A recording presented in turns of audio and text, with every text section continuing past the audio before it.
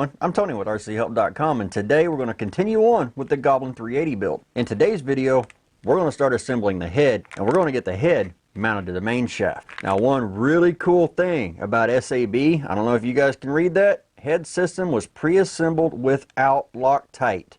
Please add in according to the manual, or in accordance to the manual. So guys, the head's put together, your thrust bearings are in there, your radial bearings are in there, your dampers are in there. Take it apart, clean off the oil, and thread lock the bolts. And I want to show you guys exactly how to do that. So without further ado, let's dive up close and let's get this head put on this helicopter. Alright guys, so whenever I left you off last time, we had just got done building this part, which is that part right there. Today, we're going to move over here and we're going to build the head assembly. Now as you can see right here, this is exactly how your head is going to be put together. You're going to have your head block, then of course you're going to have an O-ring and a damper in here that's holding the feathering shaft. Then you're going to have your main blade grip, then you're going to have a radial bearing, a shim, then your thrust bearing, and then your bolt. That bolt needs to be thread locked. It is not thread locked whenever you take it out of the package. If you don't thread lock it, you're going to have a blade fly off and all these parts are going to go flying with it. So let's go ahead and open up bag 4. Take everything out of it. Of course, we have a bag that has nothing but bags in it. So where we're going to start out first is putting the radius arms together. And that is going to be bag 4A. Go ahead and dump all that out on the table. Now, I don't have green thread lock, which is what they want in here. This is for kind of like a friction fit to keep everything in. I don't have it, and I very rarely use it. I very rarely find a need to use it. But what you're going to do is you're going to take these little bearings, you're going to put one on one side, and then one on the other side. And the fit on those things are absolutely perfect. Then do the same thing 3 more times. Or 6, depending on how you look at it. Alright, so now with this little notch facing down, we're going to take one of our screws, put it through here. We're going to take one of our shims that was in that bag, put it right there. And then we're going to take this entire assembly and we're going to screw it on to one of these little guys right here. This is plastic, no thread lock. Tighten it up until it no longer drops under its own weight, and then just back it off ever so slightly. Once you see it drop, perfect. And now do the same thing for the other side. Take our other 2 bolts, we'll go ahead and set them to the side. Alright guys, so now we got to tear the head apart, and I'm going to go ahead and get the manual and put it out of the way. And as you can see, I've got 2 2.5mm Allen drivers. I can get it out with 1, but just in case, guys, have 2. Stick that in there, and let's see which one of these screws starts to turn. Alright, so we got that side off. I'll go ahead, just let that lay there. I don't want anything to go out of shape on me. Now let's see if we can get this screw out. Yep. I can hold onto the feathering shaft and get this screw out, which you should not be able to do. Thread lock, guys, thread lock. And there is oil like crazy on this thing, which is good, it's good. But when you can hold those dampers in there and move that shaft in and out that easy, yeah, that's a lot of oil. There's no play, but you can move that shaft really, really easy. I'm quite impressed with that. And the sheer size of those screws right there, yeah, a line ain't got nothing on this, but look at all that oil that's on those screws. So we're going to go ahead and take that out, set that screw right there, take our Allen driver, put it in there, and we're going to pull out this pack. Now in here, you've got your outer race, you've got your ball bearing, you got your inner race, and then you have a shim, and then right on the inside there, you're going to have a radial bearing, and then a radial bearing back here. And while it's absolutely awesome, they got a hole right there. One, it allows you to get that screw hole. But what I've noticed, and by the way, that is loose too. We're going to have to tighten that as well. You can get an oiler in here and oil both of these bearings from the inside. That is absolutely fantastic. Huge thumbs up to SAB for that one, just for maintenance sake. So there we got our screw, we got our outer bearing, and it does have some nice grease on it. And this time, it actually pulled out the radial bearing. You got your bearing, you got your inner race, your shim, and then there is your radial bearing. The radial bearing can actually go back in there because we're not going to be doing anything with that. In fact, we're not going to be doing anything with this. I wanted to check these and make sure they had a nice grease pack in them, and they do. So now what we want to do is take out that bolt, take these arms off, and just make sure everything is nice and clean. Again, they do not assemble this with thread lock. So now I'm just going to spend a little bit of time and I'm going to clean up every single one of these screws and get all that oil off of them. Just look at that, guys. Just look at that. And these little small ones that hold these pieces on were the dirtiest. So now we can go ahead, stick those back through, grab our thread lock. This is blue, guys. The bottle's red. This is blue thread lock. Put a little bit of thread lock on there.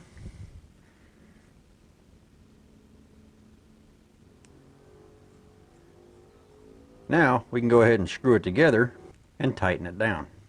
So now that we got that done, now we can put our thrust bearing back together. And the way it goes is you put your shim together. This one has the large inner diameter, this one has a small inner diameter, and then this one, the actual cage, the cup of this cage, will always go to the inside of the head block. And the way you can test them, if you guys got eyes like mine, you can't hardly see it, but put your races on there, and as you can see, that one's got that much play. And then if I grab the small one and put it on there, that one has that much play. So the one with the less play is always going to go towards the outside. And the way I've always done it, just to make it easier on myself, is I've taken just an Allen driver or something, and I went ahead and assembled it on here. Remember, this is the outside. If we look at that bearing cage, you can see one side is cupped, the other side is completely flat. You always want the cup to go to the inside. Then we'll take our next race, put it on, take our shim, put it on. Now we can grab our blade grip and just kind of work everything down in there. Once that's done, we can feed this onto the feathering shaft, but first I want to get inside there and I want to get that oil out of it. Now these things are big enough that you can get a Q-tip in these things. Now that that's done, go ahead and slide that in there real carefully. Make sure to hold that entire pack down and get that up there to where it's flush. As you can see, it will go past. So now we can grab one of our screws, put some thread lock on it. Just to keep it out of that bearing, I'm going to go ahead and get it down there in them threads. And then we'll just start it into that feathering shaft. Kind of hold this other side, then just tighten it down a little bit. Now, do the exact same thing for this other side. Remember, small inner race, cup to the inside, large inner diameter race, shim, and then put it right on in there. Now we can feed this one on there. Now on this one, as you can see, it wants to push that bottom out. Like I say, this feathering shaft does not have a lot of friction in there. So if we push that up, as you can see, it pushed that top up. So I'm going to hold that. Now we're going to push that down. Now we can grab our other screw and put it in there. And now with two Allen drivers, we can go ahead and tighten this thing up. Put one on one side, put the other on the other side. Go ahead and tighten it until you have a little bit of force on it. And now go ahead and give it a good little torque, not a lot of torque, and then check it. So one thing I'm noticing is there's a little bit of grittiness in there, which as tight as that thing was, it's to be expected. But if we grab our manual and we read this part right here, we recommend assembling without shims for sport flying. That's pretty much what I do. However, for 3D flight or high RPM, the best setup is assembling with at least one shim between the damper and the bearing. This head was put together with no shims. Sport flying. All your shims are right here in bag 4B Tac 1. I just took and pressed that thing together and then just kind of worked it, and now, I mean, look at that. Look at that. So guys, if you're setting it up for 3D or high RPM heads, guys, put one shim right back here. If you're just doing sport flying, you're just out there having fun, not really doing anything too extreme, no shims, everything should be fine. So now we're going to go into bag 4C, and we need to get these little guys. Again, grab just a little bit of thread lock, put it right on the end of that, and then we get to put the balls on our head. Make sure before you completely put this thing together that your blade grips are on the correct sides. If you're not sure what the correct side is, the SAB logo should always be up. Alright, so if we go ahead and lay that head down, we need to take these and put them on there just like that. Got our screws right here. Just a touch of thread locker. Wipe off the excess because we are going to be going through bearings. You can put it through the bearings and then put your thread locker on. This little notch right here is always going to go up, and these are pretty tight in there, but once they're in there they spin nice and free. Once you have your thread locker on, just go ahead and screw it down, give it a little snug tightening, and then make sure that that thing is always falling underneath its own weight. Do the same thing for the other side. There we go, guys. Both of them are falling under their own weight unless they get caught on each other. It is absolutely perfect. So now we get to break out the trusty caliper, because we get to put those guys together. And for this, I'm just going to use a little pair of pliers. There is a blank spot on these shafts. Go ahead and squeeze it. We're just going to turn this ball link in on that shaft until it starts slipping like it just did. Then grab another ball link end. We'll go ahead and screw that one on. The absolute awesome thing about these ball link ends, they have these slots where you can actually see the thread starting to come in. Now they want you to go in about halfway. As you can see, I'm not quite halfway on this one. I'm a little over halfway on this one. But if we pull the manual back out, as you can see, approximately 44 millimeters. So let's grab our little doodad. We'll turn it on and we'll go to 44 millimeters. Yeah, that's close enough for government work. Go ahead and check our length. And as you can see, we're still just a little bit too long. And right there is just a hair under 44 millimeters. Now, we just do the exact same thing for the next one. And that one is the exact same. So there we go. We got our two linkages built. It is time to turn the page. Alright, so as you see right here, we get to start on bag 5, where we get to build our swash plate, get our swash plate put onto the main shaft, get our head put on there, and then pop them radius arms on, or otherwise known as swash drivers. I just happen to have bag 5, so let's tear into it. And we have some absolutely monstrous grub screws in bag 5B. Go ahead and get everything out, that way we know where everything is. Now the swash does feel pretty tight, so hopefully this will loosen up. But what I like is you can take out those two screws right there, this all comes apart, then you can take out these 3 screws, and I'm pretty sure you can get that bearing out of there and replace it. That I absolutely love. Got all of our balls right here. Now this one right here that goes into that anti-rotation bracket, we're going to put on last, after we get the head on. Now it doesn't matter which one of these you put this long one on, just as long as it goes on one of these. All these other balls right down here are the exact same size, so I'm going to put some thread lock on every single one of them. I'm going to put one in here, and then obviously put them in those 4 holes there. Pop it onto my Allen driver, a little bit of thread lock, and then screw her on home. Seemed to have got a little bit too much thread lock on that, so we're going to go ahead and wipe it off and do the same thing for every single one of the other ones, except this time I want to go ahead and wipe it off so I don't make such a mess. And there we go. We got our 4 balls right here on this swash piece, and then we got our 2 right there. Never even checked that pivot, but man, that is smooth. So now we get to grab this piece. We get to pop our swash plate down on it. Maybe.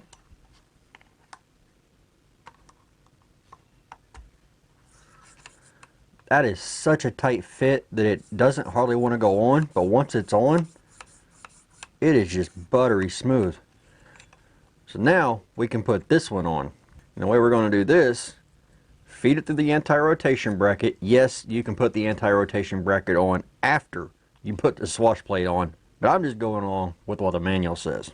And that actually may have enough tilt to where you can put it on and still get it off. We'll find out here in just a second. I didn't know if it was going to have enough tilt or not. Got that good and tight? Oh yeah. Yeah, see, it'll pop right out of there. Okay, so go ahead and put that on, guys. I didn't know that. You can go ahead and put that on and still be able to get it on. Even if you slide it on, it's not in there, you can tilt it and put it right back in there. So now we've got our head. Make sure that these are going across the block. So this one actually needs to come over like that. Now we can just slide it onto the head. And on your head block, you're going to have a place right in here that's nice and round, but on this other side, as you can see, it's kind of an oval shape. You want to put your nut on this side. We'll go ahead, just take our bolt, feed it right through there, check our nut. That is a nylon locking nut, so no thread lock. And right here is the reason why. You can tighten this up without having to have a wrench or a pair of pliers on that nut to keep it from spinning. All you got to do is just hold it down in there and then just tighten it down, just like that. Now your little swash drivers are going to go on these little bitty balls right here instead of these ones over here. Now this one right here and this one right here, those are going to go up here to your blade grips. So we'll just go ahead and snap these on. This is going to hurt. Ah, it wasn't that bad actually. That one was. And guys, just like a line, the SAB goes to the outside, so the ball always has to come in from this side. Would you look at that pretty assembly right there? Woo-wee! Like I said, the swash is still just a little bit tight. The ball links are a little tight. Everything is just a little tight. Let it break in, guys. Seriously.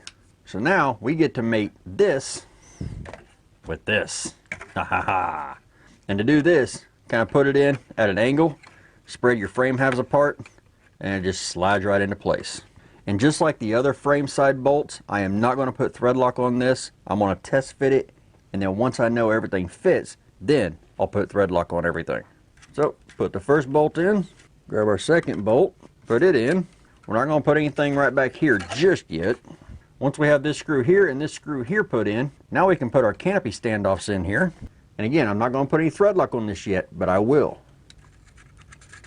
Same thing for the other side. Make sure that your little hex hole is on the outside. Last thing you want is to have to put a pair of pliers on these threads. And now we get to put some more bling bling on it. And all this is doing is clamping down the frame sides. If you have a wrench, use a wrench. It looks like about 10 mil.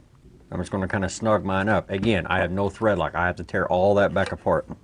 Well, I got to take them out one at a time. I don't have to tear it completely back apart. There you go, guys. The head is on the helicopter. Now it does say in the manual right here that it should be about a 12 millimeter stick out.